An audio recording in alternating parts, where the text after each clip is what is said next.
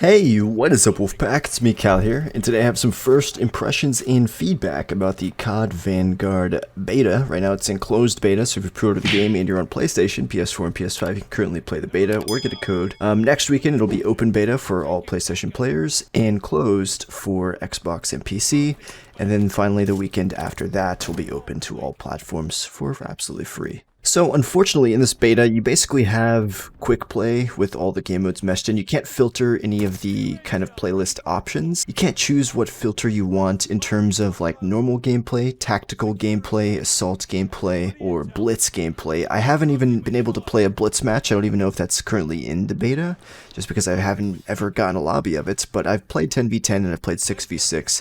I really would like to try Blitz out because I've seen it can be pretty crazy, like 24v24, and these are normal maps we're talking about as well. These are the typical, you could say, 6v6 maps. So without trying Blitz, what I can say about the game right now is all the guns feel fantastic. Of course, I don't have to really touch on that too much because we know it's using the Modern Warfare engine, so I can see these guns feel awesome. It's just like using the guns in Modern Warfare, but of course they're World War II weaponry. I'm thrown off a little bit about some things like red dots and LED sights being in a World War II game, but I can just play the game without using sights, to be fair. I'll just use iron sights. That's how I've been playing lately.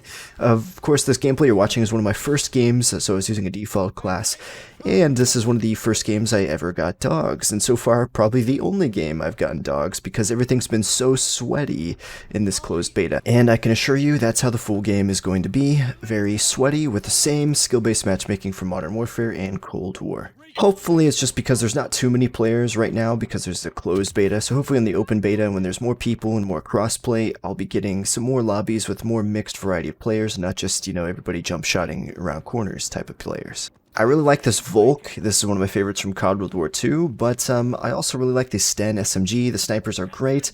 I will say the shotgun, the revolving shotgun at least, kind of sucks. It's very slow firing, 2-shot kill, semi-auto. Reload's very slow. The machine guns are actually pretty good. I think the DP is probably the most accurate, but for the MG42, you really gotta mount to use that at range, otherwise really close. Snipers are also really well done. Sniping feels fantastic, and I really like the M1 Garand marksman rifle as well. As for the secondaries, I like the 1911. 1911 feels great, fantastic. Unfortunately, it's the last unlocked pistol, and you start off with a weak little Mauser. It's fully auto, but it actually sucks. If you don't hit every single bullet in the clip of that Mauser, it's not gonna kill anyone, so hopefully attachments will make that better. Besides all the weaponry and everything feels good, relatively balanced, I'd say. Don't know how I feel yet about explosive rounds. They do seem pretty powerful, but I can't really gauge that for sure right now. The biggest glaring issue right now is the fact that there's no factions, and this has been confirmed for the full game as well. It's simply a handful of operators playing against the very same operators, so it's very strange, especially for a World War II game. You're the allies fighting the allies. It's red team versus blue team. What is the... I don't understand. It really ruins my will to kind of, like, man, I want to kill some Nazis, you know, or kill those imperialist Japanese in World War II as, like, the allies, but no.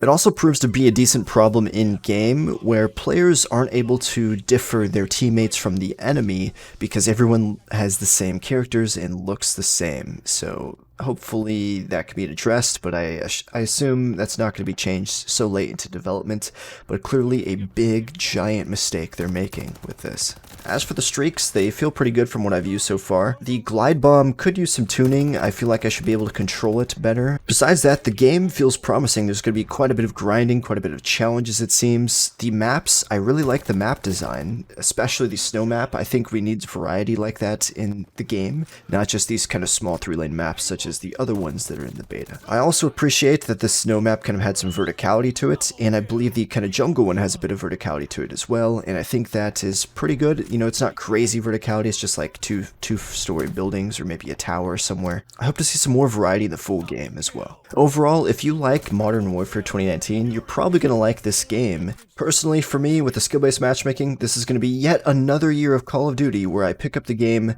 grind the multiplayer for the camos to get the mastery camo, and then never touch the multiplayer again.